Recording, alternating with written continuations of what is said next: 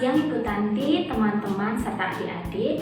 Kami dari kelompok 2 yang beranggotakan Brian Amriko Welan, Lydia Febrianti Sihombing, Rafni Tami Pandiangan, Sudarli, Teofilo Gyuro Jakobus, serta Hoyesia Salsa Angel Kadisa akan mempresentasikan hasil mini riset kami yang berjudul Pengaruh Pembelajaran Daring terhadap berat badan mahasiswa 18 ekonomi dan 19 fisika. Selamat menyaksikan. Yang melatar belakangi kelompok kami memilih topik ini adalah pandemi COVID-19 yang melanda seluruh negeri hingga memberikan dampak pada sektor kesehatan, sektor ekonomi, dan juga sektor pendidikan. Sehingga pemerintah mengambil keputusan agar masyarakat menjalankan work from home. Nah, work from home ini memiliki dampak, yaitu masyarakat menjadi stres. Nah, stres inilah yang memicu adanya nafsu makan yang tinggi, kurang olahraga, sehingga berat badan itu naik, dan juga hal ini mempengaruhi kesehatan.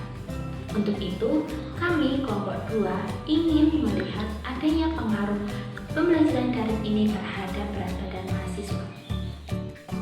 Pada metodologi kita akan membahas mengenai populasi, sampel, teknik sampling, dan statistika yang digunakan dalam penelitian ini. Nah, populasi adalah seluruh objek yang terpilih atau memiliki ciri yang akan diteliti. Nah, pada penelitian ini populasinya adalah mahasiswa Fakultas Ilmu Pendidikan Teachers College Universitas Pelita Harapan. 2. Sampel. Sampel ialah sebagian karakteristik ya atau ciri yang dimiliki oleh suatu populasi. Nah, sehingga sampel ini bisa mewakili populasi. Sampel dalam penelitian ini yaitu mahasiswa pendidikan ekonomi 2018 sebanyak 27 orang dan mahasiswa pendidikan fisika 2019 sebanyak 11 orang. 3. Teknik sampling. Teknik sampling atau judgment sampling adalah teknik untuk menentukan sampel berdasarkan pertimbangan atau tujuan dengan nilai guna individu. Nah, di mana peneliti di sini mempunyai tujuan tertentu, yaitu untuk meneliti berat badan mahasiswa sebelum dan sesudah pembelajaran online.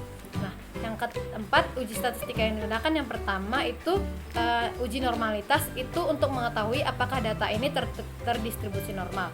Yang kedua yaitu uji homogenitas ya, untuk mengetahui apakah populasi ini memiliki variansi yang sama. Yang ketiga, uji T berpasangan, yaitu untuk mengetahui perbedaan rata-rata kelompok data yang dependen, yaitu sebelum dan sesudah. Nah, ada 4 syarat, yaitu wajib terdistribusi normal, variansi data tidak perlu diuji karena kelompok berpasangan, datanya bertipe kualitatif, dan keempat, data kelompok harus berpasangan. Pada penelitian ini, peneliti memperoleh data melalui kuesioner online yang dibagikan dan diisi oleh para responden. Kuesioner ini peneliti buat dengan menggunakan Google Formulir. Baiklah, analisis penyajian data yang dilakukan oleh kelompok ini yaitu 27 sampel dari mahasiswa ekonomi 2018 dan juga 11 sampel dari mahasiswa fisika 2019. Adapun data tersebut akan dianalisis melalui statistika deskriptif dan juga statistika inferensial. Untuk statistika deskriptif akan mendapatkan nilai rata-rata, median, modus, kuartil 1, dan juga kuartil 3 dari data tersebut. Nah, pada statistika deskriptif, data tersebut hanya dikumpulkan, diolah, dan disajikan tanpa mengambil keputusan.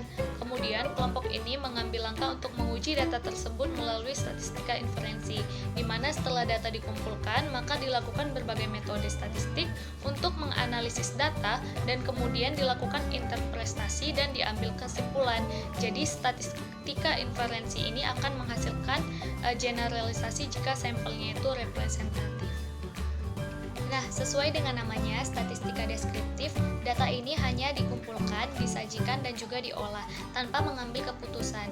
Maka, kelompok ini melakukan analisis data melalui statistika inferensial, di mana akan dilakukan berbagai metode statistik untuk menganalisis data dan melakukan interpretasi serta pengambilan keputusan.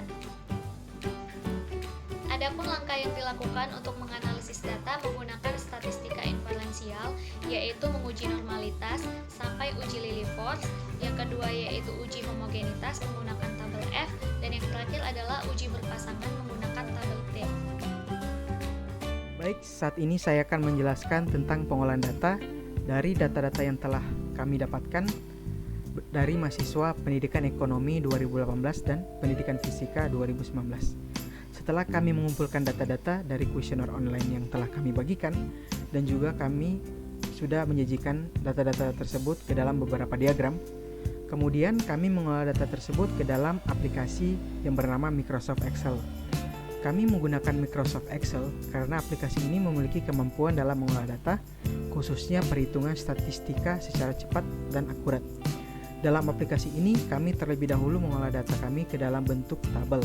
Kemudian kami mulai menggunakan rumus khusus untuk mengolah data menjadi beberapa informasi yang berguna untuk pengujian statistik kami, seperti ukuran pemusatan data, yaitu median, min, modus. Kemudian menghitung penyebaran data seperti kuartil, desil, range, variansi, dan standar deviasi. Setelah kami mendapatkan data-data tersebut, kami kemudian dapat menyimpulkan data apakah data-data tersebut berdistribusi normal, memiliki variansi yang sama, atau data tersebut bersifat homogen berdasarkan hipotesis yang telah ditentukan. Baiklah teman-teman, di sini saya akan menjelaskan statistika inferensial, antara lain yaitu uji normalitas data, uji homogenitas, dan uji T berpasangan.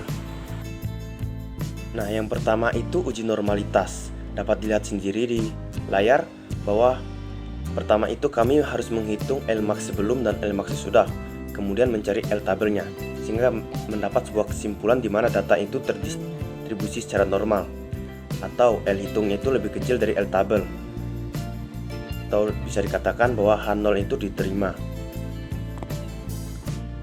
Nah, selanjutnya uji homogenitas. Untuk data berat badan dari kelas ekonomi sendiri, F tabelnya sama dengan 2,88.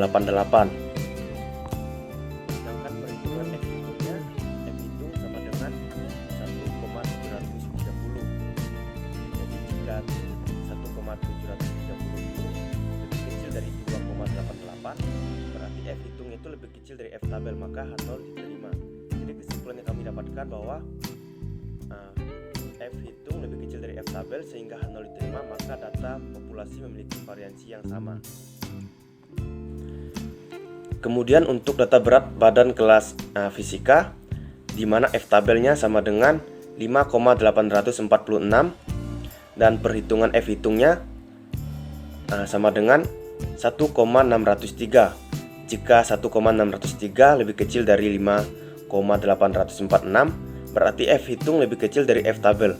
Nah, maka H0 diterima. Kesimpulan yang diambil dari perhitungan di atas, di mana F hitung lebih kecil dari F tabel sehingga H0 diterima, maka data populasi memiliki variansi yang sama. Nah, selanjutnya adalah uji T berpasangan, di mana untuk kelas ekonomi sendiri, kesimpulan yang diambil T hitung lebih besar dari T alpha. Jadi H0 ditolak, artinya bahwa pembelajaran daring berpengaruh terhadap berat badan mahasiswa ekonomi. Sedangkan untuk kelas fisika, di mana kesimpulannya T hitung lebih kecil dari T alpha, jadi H0-nya diterima. Artinya bahwa pembelajaran daring tidak berpengaruh terhadap berat badan mahasiswa kelas fisika. Jadi, hasil kesimpulan yang dapat kami ambil dari hasil mini riset yang telah kami lakukan terkait pengaruh pembelajaran daring terhadap berat badan mahasiswa program studi 18 ekonomi dan mahasiswa program studi 19 fisika, yaitu berdasarkan hasil uji T yang kami lakukan, ternyata terdapat dua jenis kesimpulan. Yang pertama untuk 18 ekonomi, HO ditolak.